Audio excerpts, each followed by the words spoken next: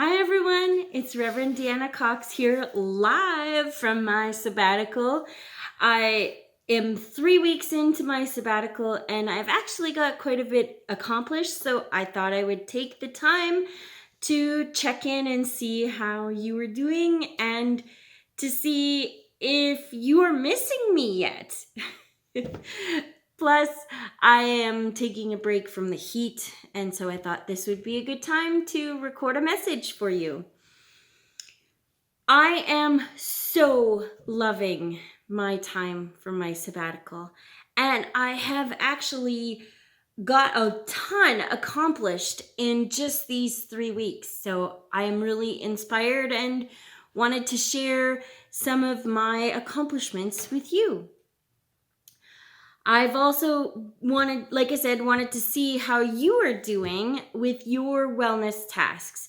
If you remember, we have a wellness challenge going on while I'm on my sabbatical, and so we can support and encourage each other.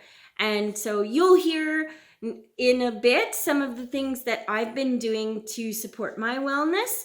And so I hope that you are doing the same for yours, taking time to tend to your physical, emotional, and mental and spiritual well-being.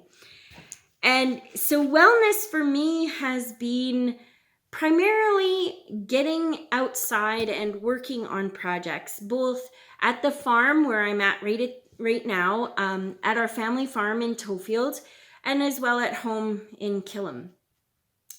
I have a special project that I worked on that I am so proud of that I want to show you now. This is my chicken house that I built, and I am very proud of how it turned out. I used an old dog house for a mini coop, and we strapped it to the cage so they can go in and out, and I can lift the roof of the doghouse to check for eggs when we get to that point. I have some leftover tin from Aurora's house that we used for some shelter, just laying on top and on the front to give them shade and shelter from the wind. And I am very proud of my door. I don't know if you can guess where it's from, but it is an old window frame. And Steve helped me wrap it in wire, and then I mounted it. The kids also helped me putting the wire on and everything. So it's a little coop. I've got 5 chickens, and I am totally loving them. I got 5 brown bovine pullets that will eventually start laying, and they are so adorable and sweet. They are very gentle and calm, and I just love going in and listening to them. They go chip chip chip chip chip. Oh, they're just so fun, and they're keeping me from trying to slide into work mode. So it has been a wonderful project all the way around. Here's another couple projects that I am proud of. I used my farmer creativity and ingenuity to make a shed for my mom's lawnmower using a tarp and 2 old swing set frames. So you can see the picture of that. As well, I learned to drive my dad's old Alice Chalmers tractor with a cultivator that he recently purchased to till up the garden for our family. It's been hard to get it rototilled, so it's pretty much turf. And I was very proud of myself to push myself beyond my comfort level a bit and get the garden tilled up. Once I cool down a bit, I have to go back out and do another round or 2 on it. So I'm excited to play at farming a little bit during my sabbatical. I've also been working hard in here. I'm nearly finished my first book, which I think I've shared with you before. It's called Leaders Who Last: Sustaining Yourself and Your Ministry. And It's on how to keep yourself sustained in what, and this happens to be about leadership, but I think you could apply their concepts to anything that you're doing. How to be a good leader for a very long time and not end up in burnout like I did just before Christmas. It's by Margaret J. Markuson. So it's Leaders Who Last, Margaret J. Markuson. And it's taking me a bit longer. I'm almost finished it, and it's taking me a bit longer than I expected because there's so much good and rich stuff in it that I've been giving myself time to reflect and ruminate on. And it's been very affirming of the things that I've already learned in seminary, and at the same time challenging me to reflect and grow as a person and in my ministry. And so it's been really good. While I was on medical leave just before Christmas, one of the big questions that I had for myself was, why? Why did I let myself get to a place where I was so burned out and my coping skills were so worn down? And this book has actually been helping me understand some of those pieces to that. Much of it comes from a deeper understanding of ourself and actually our family of origin. So I've been reading history books, and I dug out my genealogy, which is essentially a family tree, but tracks like the emotions and relationships in the family tree, not just the heritage of it. I dug that out because I worked on that in my pastoral care training in seminary. It was one of the tasks that we actually had to complete.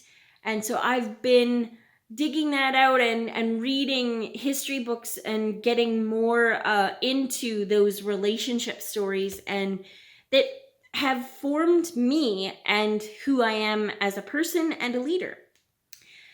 And one of the big learnings that I've come out of this book and all the reflecting that I've done is that knowing ourselves and knowing our purpose and being very clear in what that is and defining our goals really helps us be stronger, more sustainable leaders.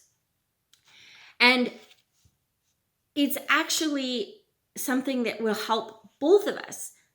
I need to be clear as your leader, but you need to be clear as a community of faith where you want to go. In my last service, just before I went on my sabbatical, I urged you to take some time to reflect on what you want from your ministry. And I reiterate that again, and this book has affirmed that this clear vision is vital for both of us. I will be a better leader if I have clear goals, and your ministry as a community of faith will be stronger and more vibrant if it's reflecting where you want to go.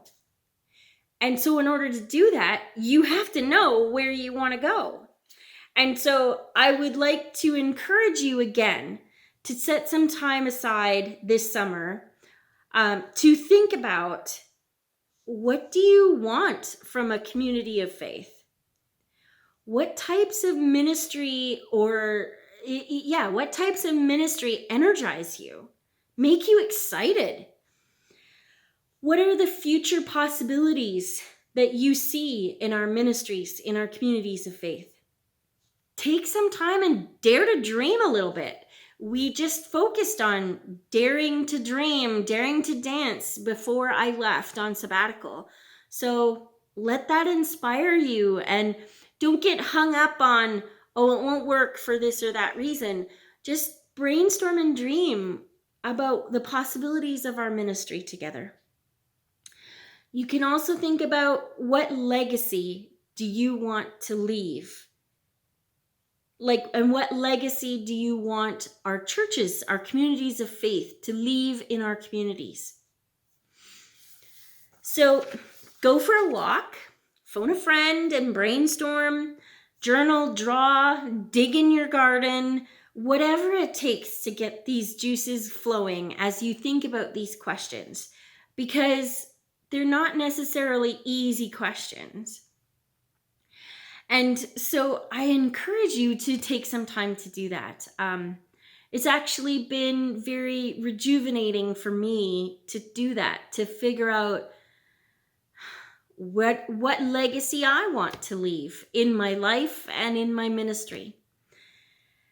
And it's been actually lifting a weight off. And so I hope that it does that for you as well. And as much as I've loved doing the internal work and the external work on my projects, I assure you, it hasn't all been work. We've gone camping as a family, and we have another family vacation coming up that I am so looking forward to. And I often just stop and sit and listen to the frogs or the birds, pet my cats, and just soak up the wonder of creation. And my heart and my spirit are so full. So I want to thank you again for allowing me this time to rejuvenate my body, mind, spirit, and emotion. And I will continue to do that. And I hope I encourage you to continue to focus on your well-being as well. So thanks, friends, for joining me. I hope you are taking time for your wellness journey. You can comment below this video and share pictures of your stories if you want. You can also email the office and Sandra will make sure that I get them if you want to share them with me that way. So thank you for joining me for this sabbatical check-in. I hope you've enjoyed it. It's great to see you all. It sounds like the restrictions are maybe lifting a little bit, and hopefully we will be able to worship together in person when I return from my sabbatical in the fall. So that's it for now. Till next time, be well and take care of yourselves and each other. Bye.